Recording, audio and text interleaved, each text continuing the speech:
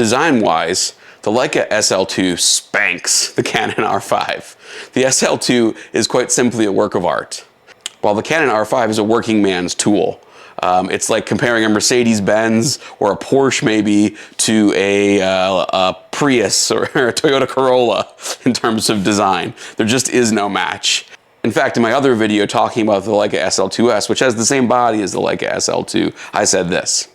The leather grip and the rubber part right here that tickles your fingers when you hold it, you just want to reach out and touch this camera and shoot with it all day long.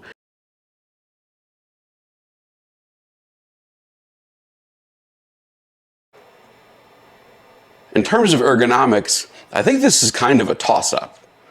While I want to reach out and touch the Leica SL2 all the time because it's such a beautiful camera, I don't know that if you were to shoot a wedding or a long event, that this size of a camera would be great, especially if you don't have big hands.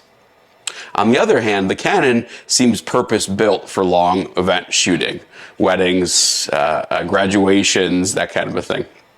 Bar mitzvahs.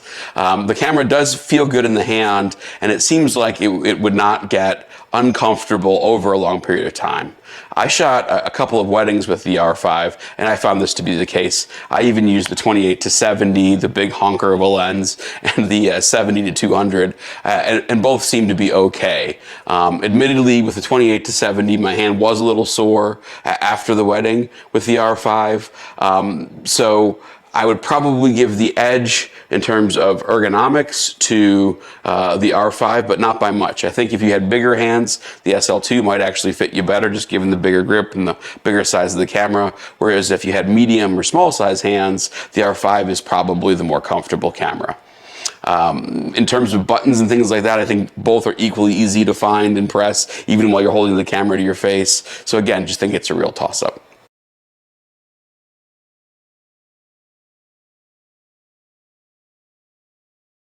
Flippy screen, it's real easy. Canon's got it, Leica doesn't.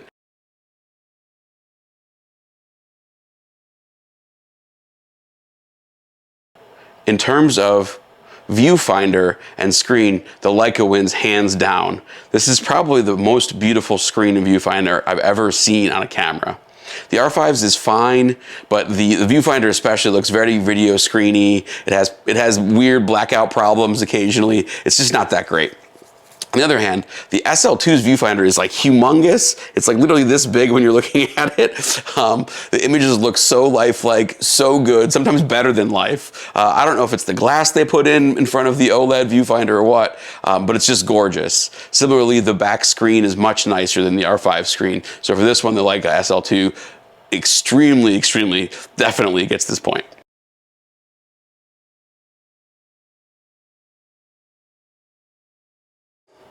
In terms of battery life, I honestly didn't notice very much difference between these two cameras. They both kind of burn through batteries faster than I would like, especially if you're shooting a lot of video.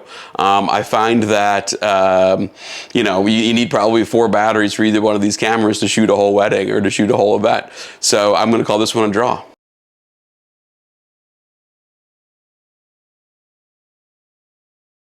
Lens lineup is a tricky one. I think that Leica probably makes the best glass in the business, apart from maybe Hasselblad. So if you want the absolute best quality, then the Leica SL2 in its line of L lenses wins. I also think the L mount allowance is a really cool thing, that you can get cheaper lenses from Sigma, you can get some unique lenses from other manufacturers, other third-party manufacturers, and then you have the best of the best, basically, the Leica lenses. I think that's a really neat thing. Also, Panasonic has some nice lenses, like the 50 1.4 is a really great lens, for example.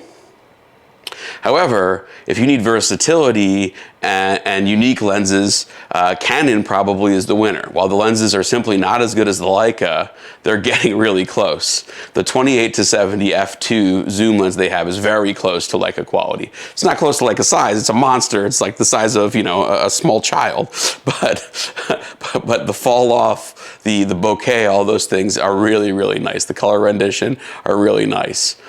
Similarly, the 85 1.2 is a really great lens as well in my experience. And then they're going to have things like the tilt shift lens, the macro is coming out. They have a really unique VR lens, which I would like to try coming out. So if you need versatility, a wide range of different lenses, then I think Canon is the winner.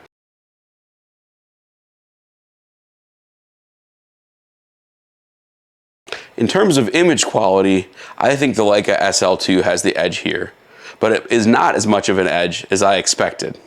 I expected, I think, near medium format quality images out of the SL2, or at least as good as the images that I get out of my Leica M10 and M10R.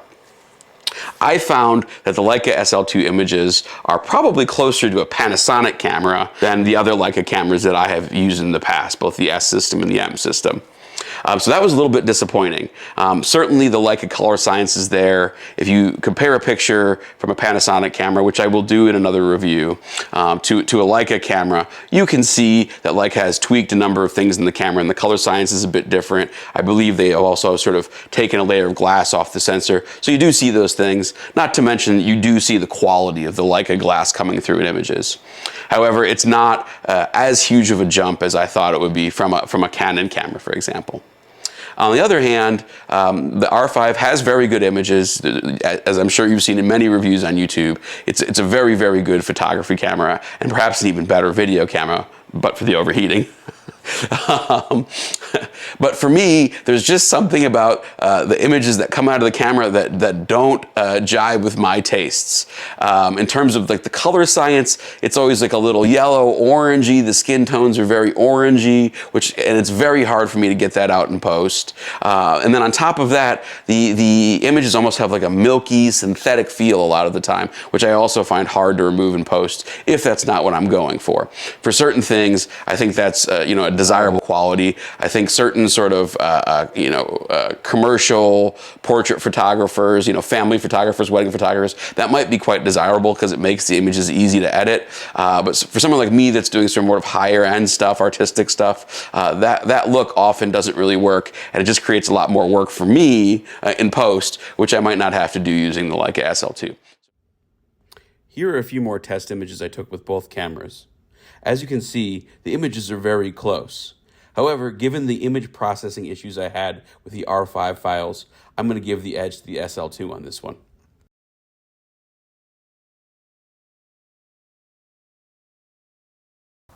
The next one is autofocus.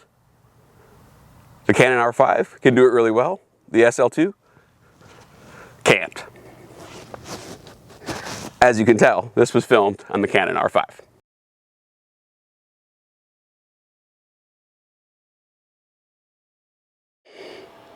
In terms of video features, I think both the SL2 and the R5 are incredibly good video cameras, and for most uses would probably be just fine.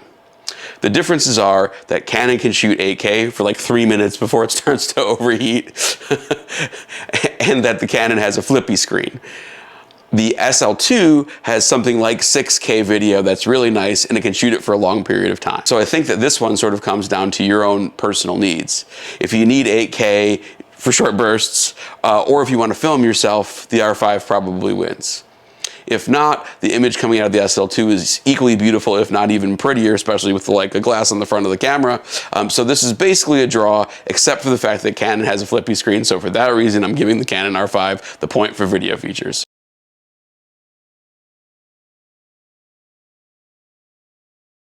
In terms of pro support, without question, Canon is the winner here. I think that Canon Pro Services is the best in the business. I actually had an issue with the R5 while I had it. I sent it in and I had it back in about a week. They could have even gotten there faster, probably even 3 days if I had upgraded the Pro Services tier that I was on, and I believe that they could have done it in 3 days. I also think that that's probably pretty par for the course. They have things in stock, they have plenty of technicians, the communication was excellent throughout the repair process. On the other hand, Leica, while the folks in New Jersey try, they often kind of bumble things up, and repair times are very long. So, for someone who is very hard on the cameras, is going to need to send them in for cleaning and repairs often, without a question, Canon Professional Services is the way to go, and the Canon R5 will get the point on this one.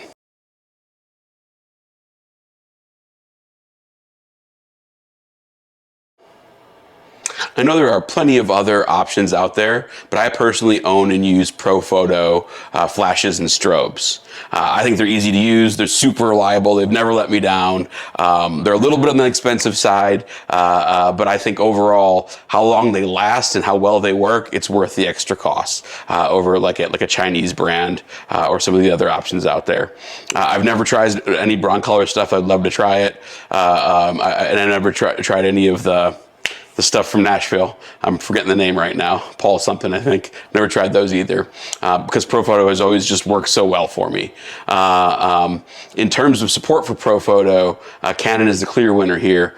There's triggers that work with the Canon perfectly. You can use TTL, all that good stuff. On the other hand, Leica does not offer Profoto support, and I don't understand why. Panasonic cameras have triggers. They work with Profoto. I don't know why Leicas don't. It's something that I really think Leica needs to work on, making a joint venture, some sort of agreement with Profoto so that the flashes work with their cameras. It just seems like a good match to premium flashes and strobes, premium camera. They should work together. So on this one, the point goes to the Canon R5.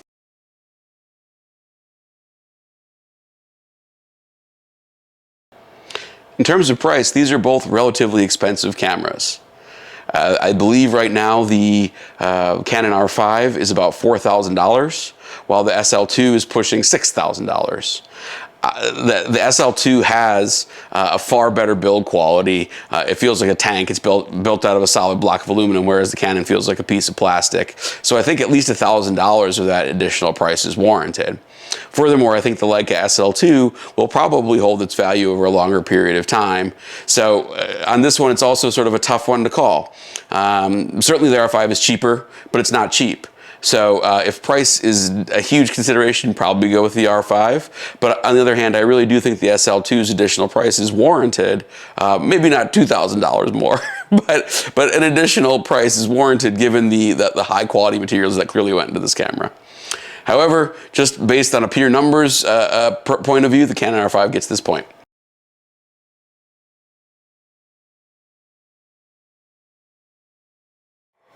The last category I'll bring up is je ne sais quoi. For sure, the SL2 has way more je ne sais quoi than the R5.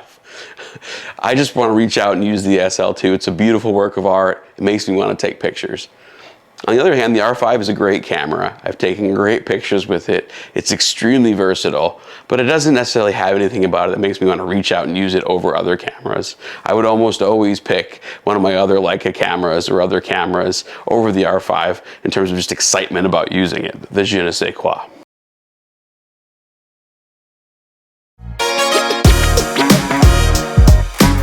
Tabulating the points up, Canon won this battle by 2 points. Canon got 6, Leica got 4. I think that's really just a function of the Canon being more of a workman's tool. It's got Profoto support, it's got good customer service and pro support in terms of repairs, and it's a very reliable machine, except for the overheating. However, the Leica is more of an artist's tool. If you want to be inspired, you want that je ne sais quoi when you're using a camera, you just want the camera to call from you from the shelf, then the Leica is probably the better bet. For me, neither option was really that compelling, and I'm probably just going to stick with my other cameras, which I'll get more into in future videos. Thanks so much for watching. Like, subscribe, yada yada, all that good stuff, and see you in the next one.